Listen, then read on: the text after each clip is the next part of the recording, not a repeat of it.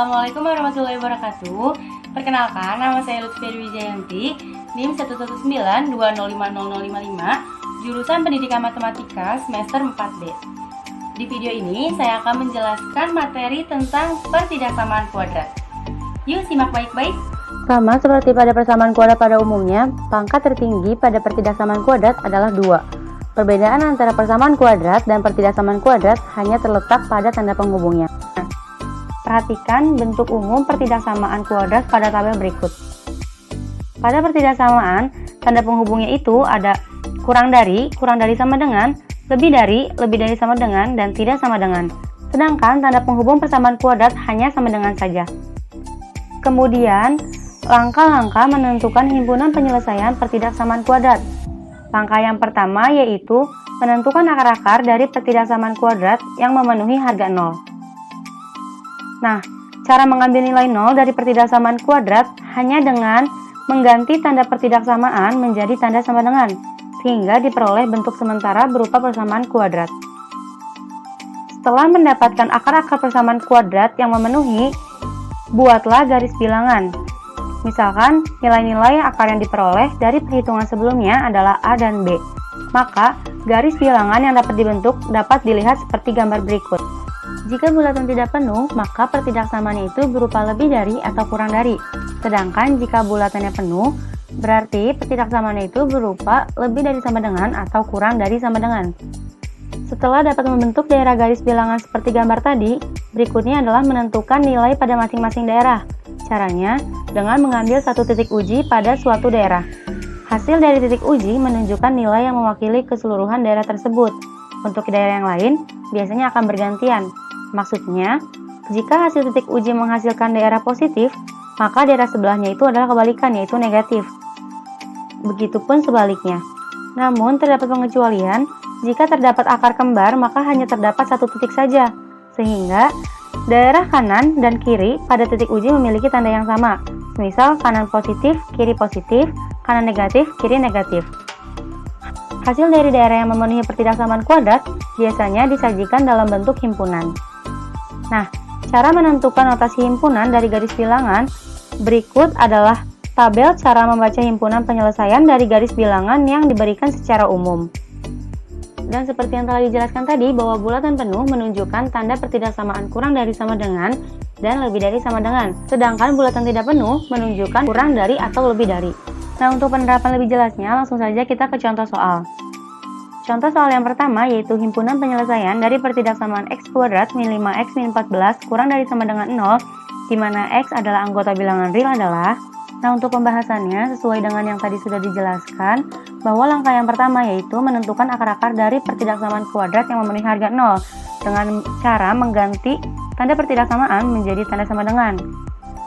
Nah, dari persamaan kuadrat ini didapatkan x yang memenuhi yaitu x sama dengan 7 atau x sama dengan negatif 2. Berdasarkan hasil di atas dapat dibentuk batas daerah dalam garis bilangan seperti gambar di bawah ini. Karena tadi tandanya itu berupa kurang dari sama dengan, maka bulatannya itu penuh, baik yang negatif 2 maupun 7. Nah, langkah selanjutnya yaitu dengan cara mencari titik uji. Ambil titik uji x sama dengan 0, kemudian substitusikan nilainya ke pertidaksamaan kuadrat. Nah, dari titik uji ini kita langsung balik ke pertidaksamaan kuadrat, yaitu x kuadrat min 5x min 14 kurang dari sama dengan 0. X-nya dimasukkan dengan 0, dan hasilnya adalah negatif 14. Nah, karena nilai 0 berada di negatif 2 dan 7, maka daerah di antara negatif 2 dan 7 yaitu bernilai negatif. Selanjutnya yaitu menentukan himpunan penyelesaian. Karena pertidaksamaannya itu bertanda kurang dari sama dengan, maka daerah penyelesaiannya berada pada interval yang bertanda negatif. Seperti ini, maka inilah himpunan penyelesaiannya. Jadi, himpunan penyelesaiannya adalah x lebih dari negatif 2 atau x kurang dari 7. Nah, lanjut, dalam pertidaksamaan kuadrat sama halnya dengan persamaan kuadrat, di mana jika tidak mempunyai akar-akar, maka ada dua kemungkinan, yaitu definit positif atau definit negatif. Definit positif artinya nilai ax kuadrat ditambah bx tambah c selalu nilai positif untuk semua x. Syarat definit positif yaitu a lebih dari 0 dan d-nya kurang dari 0. Sedangkan definit negatif artinya nilai ax kuadrat tambah bx tambah c selalu negatif untuk semua nilai x. Syarat definit negatif yaitu a kurang dari 0 dan D kurang dari 0. Nah, untuk penerapan lebih jelasnya, langsung saja kita masuk ke contoh soal. Contoh yang pertama yaitu, tentukan himpunan penyelesaian dari 2x kuadrat min 3x ditambah 4 lebih dari 0. Nah, untuk penyelesaiannya, fungsi kuadrat di sini akan mempunyai himpunan penyelesaian jika definitnya positif, di mana A-nya lebih dari 0 dan D-nya kurang dari 0.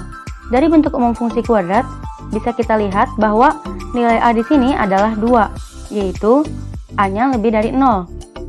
Sedangkan D-nya jika dihitung dengan rumus, maka didapatkan hasil negatif 23, di mana D-nya itu kurang dari 0. Nah, karena nilai A lebih dari 0 dan D kurang dari 0, artinya terjadi definit positif, sehingga semua nilai X pasti memenuhi 2x kuadrat min 3x ditambah 4 lebih dari 0.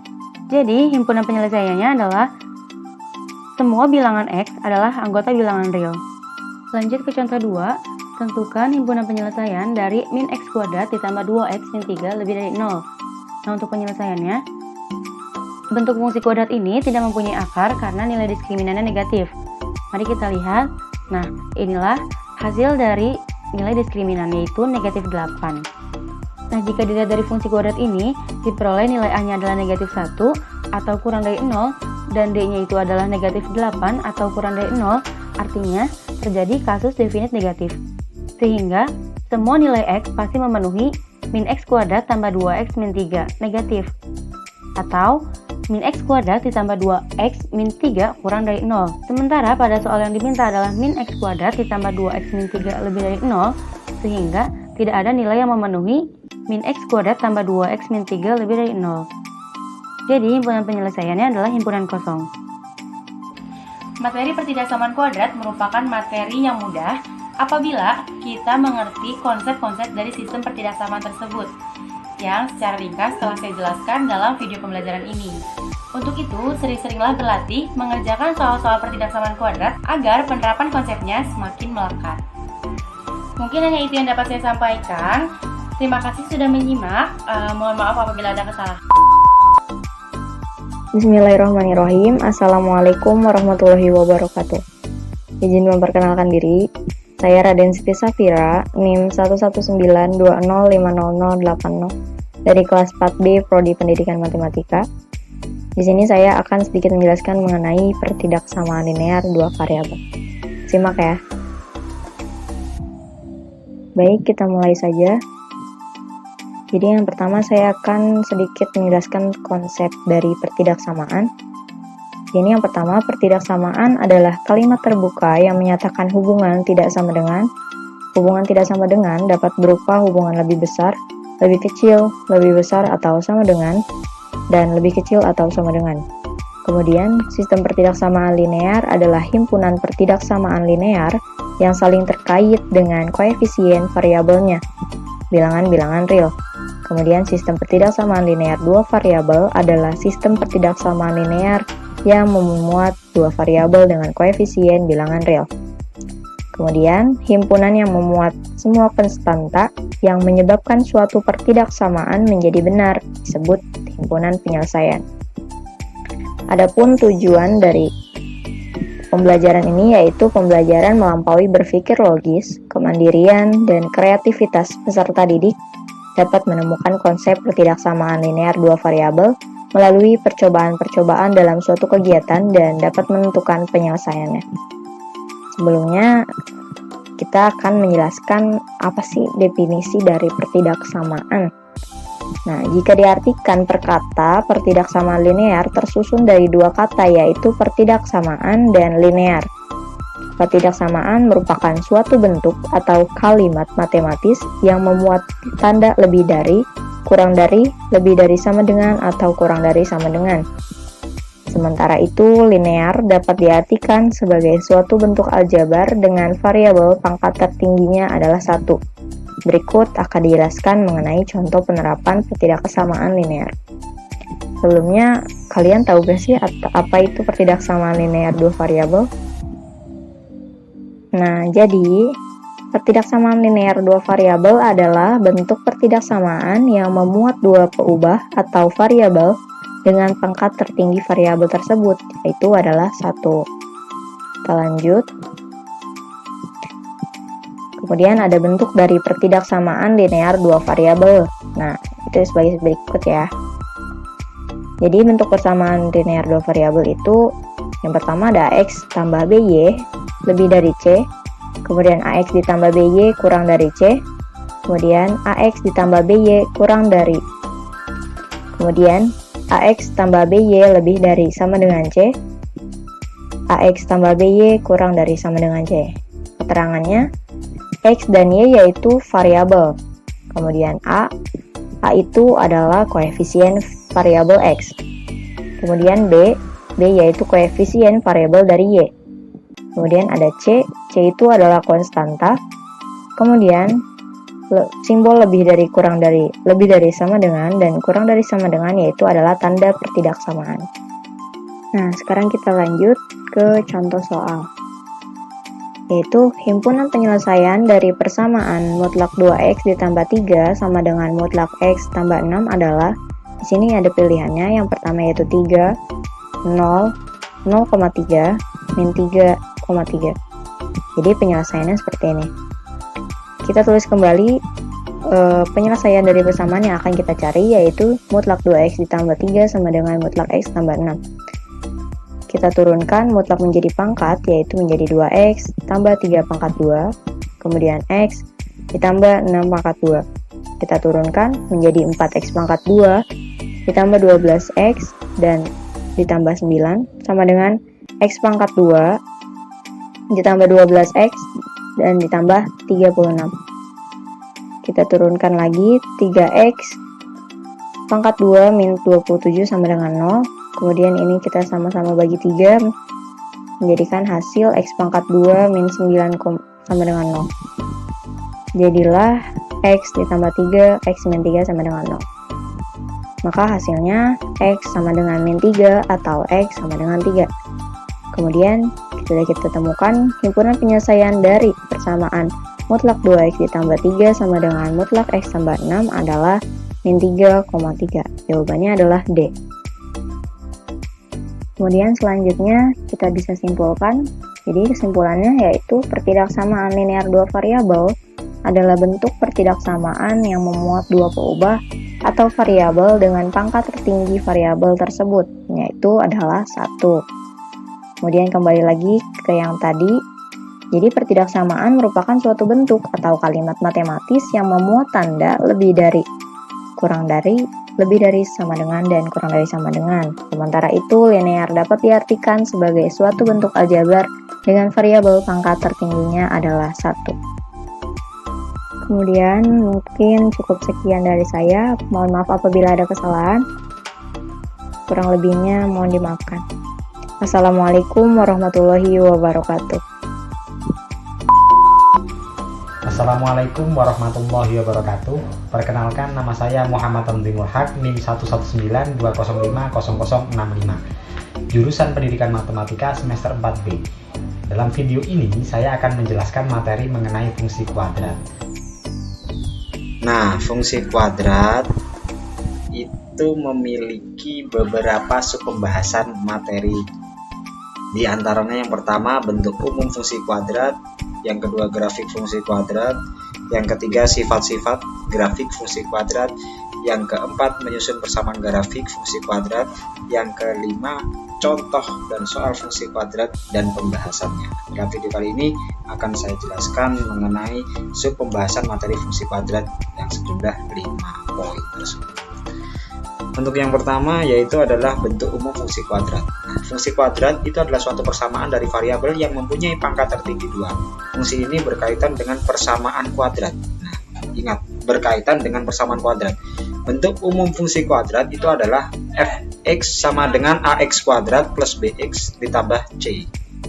Nah, dengan a dan b itu merupakan koefisien dan c adalah konstanta, serta a tidak boleh sama dengan 0. Nah, jadi a di sini tidak boleh sama dengan 0. Dan a, b ini merupakan koefisien, sedangkan c itu adalah konstanta. Lanjut, fungsi kuadrat fx itu juga dapat ditulis dalam bentuk y, atau y sama dengan ax kuadrat plus bx plus c. Nah, kemudian dengan x adalah variabel bebas dan y adalah variabel terikat. Jadi bian selanjutnya grafik fungsi kuadrat. Nah, fungsi kuadrat y sama dengan ax kuadrat plus bx plus c itu dapat digambarkan ke dalam koordinat kartesius sehingga diperoleh suatu grafik fungsi kuadrat. Sumbu x adalah domain dan sumbu y adalah kodomain. Yang dimaksud domain itu adalah daerah asal dan kodomain itu daerah hasil. Nah, grafik dari fungsi kuadrat berbentuk seperti parabola sehingga sering disebut grafik parabola. Nah, sebagai contoh, grafik dari fungsi fx sama dengan x kuadrat min 2x min 3 itu adalah, jadi kita cari dulu koordinat x dan koordinat y-nya. Kita masukkan koordinat x ke dalam fungsinya. Nah, ketika x itu diganti dengan min 2, maka akan dihasilkan y sama dengan 5. Ketika x itu dimasukkan min 1, maka akan menghasilkan 0, ya, dan seterusnya. Nah, akhirnya kita bisa menggambarkan grafiknya seperti gambar di bawah ini. Nah, atau grafik yang menyerupai dengan parabola. Nah, selanjutnya sifat-sifat grafik fungsi kuadrat. Dalam fungsi kuadrat itu ada beberapa sifat. Yang pertama, grafik terbuka. Nah, terus yang kedua, sifat titik puncak. Terus yang ketiga, sifat sumbu simetri. Yang keempat, sifat titik potong sumbu y. Yang kelima, titik potong sumbu x. Yang pertama, grafik terbuka. Jadi grafik fx sama dengan ax kuadrat plus bx plus c itu dapat terbuka ke atas atau terbuka ke bawah. Jadi artinya grafik ini mempunyai dua kemungkinan, terbuka ke atas atau terbuka ke bawah. Sifat ini ditentukan oleh nilai a. Jika a dalam ax kuadrat ini nilai a-nya ini lebih besar dari 0, maka grafik terbuka ke atas. Jika a kurang dari 0, maka grafik terbuka ke bawah. Nah, seperti gambar di bawah ini. Terus kemudian sifat yang kedua yaitu titik puncak. Grafik kuadrat itu mempunyai titik puncak atau titik balik. Jika grafik terbuka ke bawah, maka titik puncaknya adalah titik maksimum. Jika grafik terbuka ke atas, maka titik puncaknya adalah titik minimum. Terus selanjutnya sumbu simetri. Sumbu simetri membagi grafik kuadrat menjadi dua bagian sehingga tepat berada di titik puncak. Karena itu letaknya pada grafik fx sama dengan ax kuadrat plus bx plus c itu berada pada x sama dengan min b per 2a. Nah, ini terus kemudian yang selanjutnya titik potong sumbu y. Nah, grafik y sama dengan ax kuadrat plus bx plus c itu memotong sumbu y di x sama dengan 0. Jika nilai x itu diambil sama dengan 0, terus kemudian disubstitusikan ke dalam fungsi, maka diperoleh y potongnya itu berada di 0, c, berapapun nilai c-nya. Nah, karena c itu adalah konstanta. Terus kemudian yang sifat terakhir titik potong sumbu x. Grafik fungsi kuadrat akan memotong di sumbu x itu ketika y-nya sama dengan 0 sehingga membentuk persamaan ax kuadrat plus bx plus c. Akar-akar dari persamaan tersebut adalah abssis dari titik potong. Oleh karena itu, nilai diskriminan d, b kuadrat min 4ac, jadi d itu sama dengan b kuadrat min 4ac itu berpengaruh pada keberadaan titik potong sumbu x sebagai berikut. Nah, jika d lebih besar dari 0, maka grafik memotong di sumbu x di dua titik. Jika d sama dengan 0, grafiknya menyinggung. Jika d kurang dari 0, grafiknya tidak memotong sumbu x sama sekali. Nah, seperti gambar. Untuk memahaminya, kita lanjut ke selanjutnya, yaitu bagaimana cara menyusun persamaan grafik fungsi kuadrat. Nah, di sini persamaan grafik fungsi kuadrat dapat dibentuk dengan syarat yang pertama, diketahui 3 titik koordinat x, y yang dilalui oleh grafik. Ketiga koordinat tersebut masing-masing disubstitusikan ke dalam persamaan grafik. Nah, seperti ini. Baik x maupun y-nya disubstitusikan, nanti akan ketemu hasilnya a, b, c. Syaratnya harus diketahui 3 titik koordinat. Terus kemudian salah satu syarat lagi, ketika diketahui titik potong dengan sumbu x dan satu titik yang dilalui. Jika titik potong sumbu x adalah x1,0 dan x2,0, maka rumus fungsi kuadratnya adalah y sama dengan a x min x1 kali x min x2. Nah, dengan nilai a dengan nilai a yang didapat itu dapat disubstitusikan ke titik x yang telah dilalui. Syarat yang ketiga yaitu diketahui titik puncaknya dan satu titik yang dilalui. Jika titik puncaknya adalah xp, yp, maka rumus fungsi kuadratnya adalah y sama dengan a kali x min xp dan a kali x min xp kuadrat ditambah yp. Dengan nilai a dapat didapat dari mensubstitusikan titik x yang dilalui. Selanjutnya biar mudah untuk memahami, kita lanjut ke contoh soal fungsi kuadrat.